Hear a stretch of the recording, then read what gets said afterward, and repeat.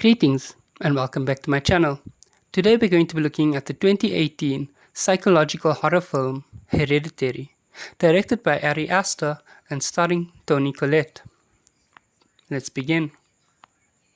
Oh, and viewer discretion is advised as this movie contains highly sensitive subject material. Miniature artist Annie Graham lives with her psychiatrist husband Steve, their 16-year-old son Peter, and their 13-year-old daughter Charlie. The family attends the funeral of Annie's emotionally distant mother, Ellen. Annie is surprised at the number of people in attendance. Annie attends a bereavement support group, revealing that she and her mother had a fraught relationship until Charlie was born, when Ellen became a significant figure in raising her.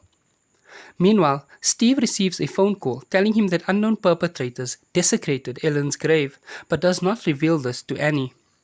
Peter is invited to a party, and Annie insists that Charlie go with him. On the way to the party, the siblings pass a telephone pole carved with an occult sigil.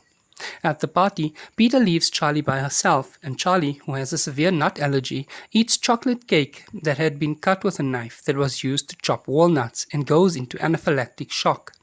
As Peter drives Charlie to the hospital, she leans out of the window for air. When Peter swerves to avoid a dead deer laying in the middle of the road, she is decapitated by the sigil telephone pole. In shock, Peter drives home and leaves Charlie's decapitated body in the back seat of his car, which Annie discovers the following morning, much to her horror. Annie befriends support group member Joan. Joan teaches Annie to perform a séance to communicate with Charlie. Later that night, Annie convinces her family to attempt the séance. Objects begin to move and smash, and Peter is petrified when Annie speaks in Charlie's voice until Steve throws water on her. As Peter begins to be plagued by supernatural entities, Annie suspects Charlie's spirit has become vengeful and demonic. When she sees images in Charlie's sketchbook threatening Peter, she throws the book into the fireplace. However, her clothing goes up in flames alongside the book and only stops when she pulls it away from the flames.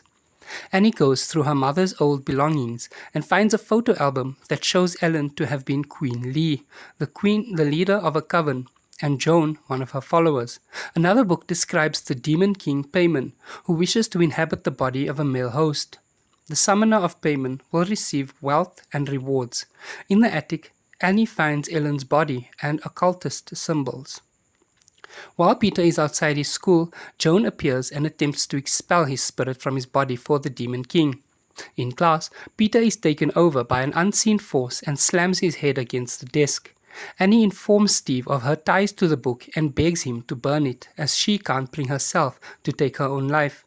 When he refuses, she flings the book into the fire, only for Steve to burst into flames. Annie reacts in horror, but then her expression turns blank as Payman possesses her. As naked coven members begin gathering both inside and around the house, Peter wakes after dark and finds Annie clinging to the ceiling. Attempting to hide in the attic, Peter witnesses Annie decapitating herself with a piece of piano wire and jumps from the attic window, presumably to his death. An orb of light enters and reanimates his body. He follows Annie's floating headless body into Charlie's treehouse, where Joan and other members of the coven, as well as Ellen and Annie's headless bodies, are bowing to an idol made with Charlie's severed head. Joan places a crown on Peter's head. She proclaims that they have replaced Charlie with a correct male host, and the coven hail Peter as King Payman.